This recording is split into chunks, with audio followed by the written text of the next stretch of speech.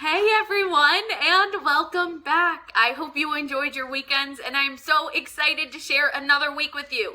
We get to grow and learn together. How exciting. So, what are we doing today? What is on the agenda? Well, today, if you know what we're doing around here, you know that we create something.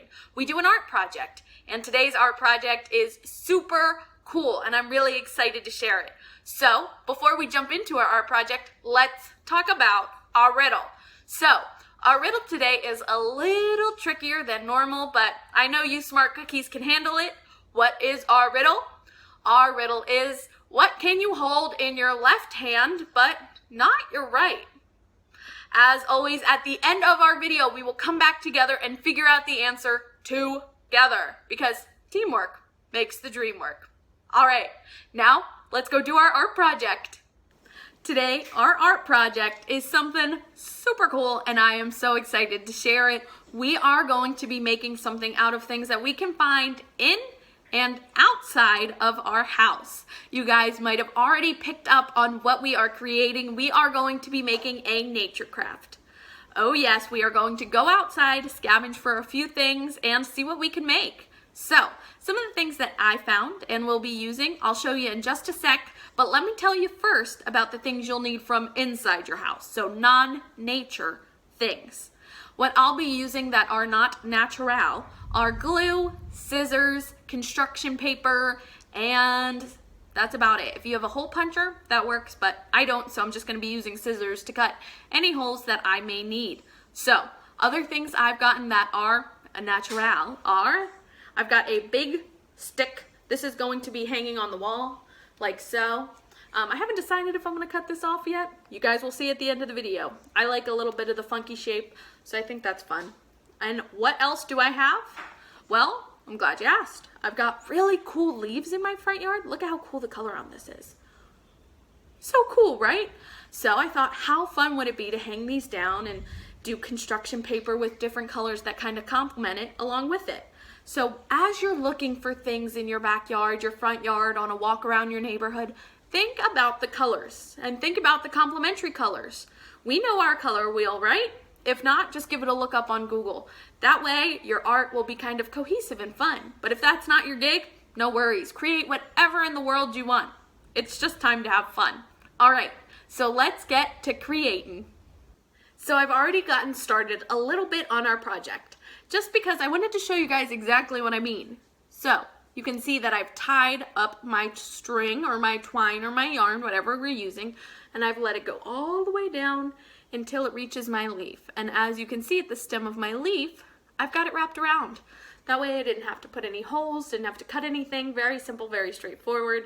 The twine and the yarn both break when I pop it apart. Now, what am I going to be doing? What is my master plan? Well, my master plan, yours might be very different, and that's okay. I'm going to be taking them and I'm going to be draping them this way. So I'm going to do a diagonal kind of like swoosh. I'm very excited. I also have had dried flowers sitting around, and I've been thinking, what do I want to do? What can I create with them? So I've taken some construction paper and some glue, and I painted over them so that they're a little shiny, a little bit more durable, and look, oh, they look so beautiful. I'm going to cut those out once they dry, and they're also going to be hung up intermittently, so every other, maybe just 1, 2, 3, along with the leaves going this way. I'm going to continue to work and to wrap and everything, and I will see you guys afterwards. Are you guys excited? Because I've got something to show ya. It's our finished product. There's been a lot of taping, tying, and gluing. So without further ado, here is our nature hanging.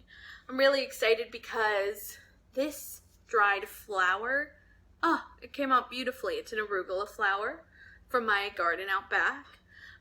These are simply just, like I said, things I found out front in my yard, and I'm very pleased with how it came out. I really focused on red colors. You can focus on whatever colors you'd like. I stuck to a more warmer palette, except of course for up here. I thought this was just a fun flair to add. You guys are more than welcome to do whatever you'd like. It is so up to you guys how you want to do this. This is just how I did it. These are the materials I had available to me. So it also all depends on what you've got going on in your yard. So go out, get exploring, and see what you can find. I'm so excited to see what you guys create. I'm already thinking about where I want to hang mine up. So start thinking about yours too. All right, now let's go do our positive action. Today, our positive action is going to be picking up right where Friday's left off, meaning we are once again going to be covering the emotion of worry. So if you haven't seen Friday's video where we talk in depth about worry, what it is, what it means, how it feels, please make sure to go and check it out. It is a super helpful resource as we continue to talk about worry today. So let's talk about it. We talked, like I said, about how worry is a big and overwhelming feeling and how it affects us up here. But did you know that it also affects us in our bodies? Yep. Think about it. Think about a time you were really worried and worked up about what you were worried about. Did your brain kind of feel big? Did you feel like you had a headache? Did you get a stomach ache? Did you begin to get very tense and kind of tighten up? That is a physical manifestation. That is your anxiety and your worry showing up in your body movements and how you just exist. Not only does worry affect our bodies, it affects how we act and treat people as well. Think about it. When you're worried about something, have you ever been easily irritable? Meaning you're maybe a little sharp with your tone and don't treat people how you normally would? That is worry as well. Now, I want you guys to think about this next time you're worried. I want you to think, are there any ways that it's showing up in my body? Are there any ways it's showing up in how I treat people? Is there anything I can do to try and talk to my brain? Think about it. All right. So here are some resources, some food for thought for you all about worry. Now, let's go read our book. Guess what time it is? It's time to read our book, James and the Giant Peach. Oh yes, right here. And guys, I am so stinking excited because things are just starting to get crazy, right? If you guys were here last time, you know that an old man, a mysterious old man, gave James a bag of crocodile tongues. And they're magic. But he's got to make sure that he eats all of them or else their magic could go other places. So, very excited to see what happens. What goes on? Let's see. Moving on to chapter 5, let's jump right in. The next moment, James was running back towards the house as fast as he could go. He would do it all in the kitchen, he told himself. If only he could get there without Aunt Sponge and Aunt Spiker seeing him. He was terribly excited. He flew through the long grass and the stinging needles, not caring whether he got stung or not, on his bare knees. And in the distance he could see Aunt Sponge and Aunt Spiker sitting in their chairs with their backs towards him. He swerved away from them, as so to go around to the other side of the house. But then suddenly, just as he was passing underneath the old peach tree that stood in the middle of the garden, his foot slipped, and he fell flat on his face in the grass. The paper bag burst open as he hit the ground, and thousands of tiny green things were scattered in all directions. James immediately picked himself up on his hands and knees and started searching around for his precious treasures. But what was this? They were all sinking into the soil. He could actually see them wiggling and twisting away as they buried their way downward into the hard earth. And once he reached out a hand to pick some of them up before it was too late, but they disappeared right under his fingers and went after some others. And the same thing happened. He began scrambling around frantically in an effort to catch and hold all of these things that were left, but they were too quick for him. Each time the tips of his fingers were just about to touch them, they vanished into the earth. And soon, in the space of only a few seconds, every single one of them was gone. James felt like crying. He would never get them back now. They were lost. Lost forever. But where had they gone to? And why in the world would they have been so eager to push down into the earth like that? What were they after?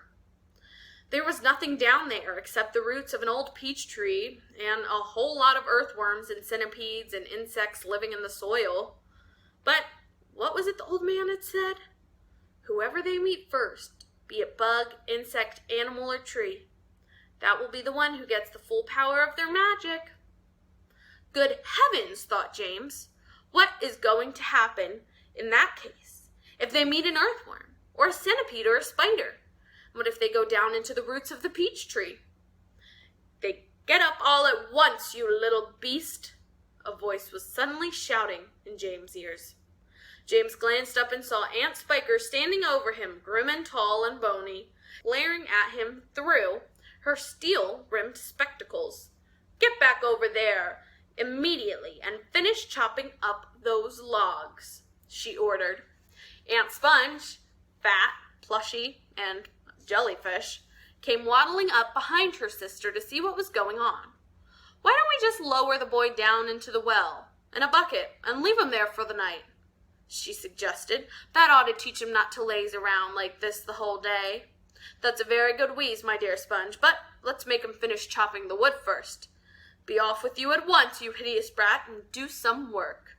Slowly, sadly, poor James got off the ground and went back to the woodpile. Oh, if he hadn't have slipped and fallen and dropped the precious bag. All hope of a happier life had gone completely down the drain now. Today and tomorrow and the next day and all the other days as well would be nothing but punishment and pain, unhappiness and despair. He picked up the chopper and was just about to start chopping away again when he heard a shout at him behind, and it made him stop and turn. Part 6. Sponge, Sponge, come here at once and look at this. At what? It's a peach, Aunt Spiker was shouting. A what? A peach, right up there on the highest branch. Can't you see it? I think you must be mistaken, my dear Spiker. That miserable tree has never had any peaches on it. I'll show you guys a picture. You can see the meanies are looking at the tree. I'm not very fond of the ants. They're quite miserable and mean. There's one on it now, Sponge. You look for yourself. You're testing me, Spiker. You're making my mouth water on purpose, and there's nothing to even put in it. Why, that tree's never had a blossom on it, let alone a peach. Right up on the highest branch, you say? I can't see a thing. Very funny. Ha ha. Good gracious me, well, I'll be blowed. There really is a peach up there. A nice big one, too, Aunt Spiker said. A beauty, Aunt Sponge cried out. At this point, James slowly put down his chopper and turned and looked across. Two women were standing underneath the peach tree. Something is about to happen, he told himself. Something peculiar is about to happen at any moment. He hadn't the faintest idea what it might be, but he could feel it in his bones that something was going to happen soon. He could feel it in the air around him, in the sudden stillness that had fallen upon the garden. James tiptoed a little closer to the tree. The ants were now talking. They were just standing there, staring at the peach. There was not a sound anywhere, not even a breath of wind. And overhead, the sun blazed down upon them out of the deep blue sky. It looks ripe to me, Aunt Spiker said, breaking the silence. Then why don't we eat it, Aunt Sponge suggested, licking her lips. We can each get half. Hey you, James, come over here and climb up this tree. All right, that is where we will put our bookmark in for today. See what happens when James gets up in that tree and sees the peach. I don't know what will happen, but I'm excited to find out. So make sure you tune into our next video to follow along with our story. So, before we say our goodbyes, we of course have to talk about our riddle. Our riddle was a bit tricky today, but like I said at the beginning of the video, I have full faith in you guys. So, what was our riddle? Do you remember? What can you hold in your left hand, but not your right? Did you figure it out? Did you crack the code? The answer is your right elbow, because I don't know about you, it's not happening. It's not happening, but it can happen here. Well, I hope it gave your brain a little bit of working to do, and I hope you enjoyed this video. I'll see you guys tomorrow. Thank you so much for watching. Bye!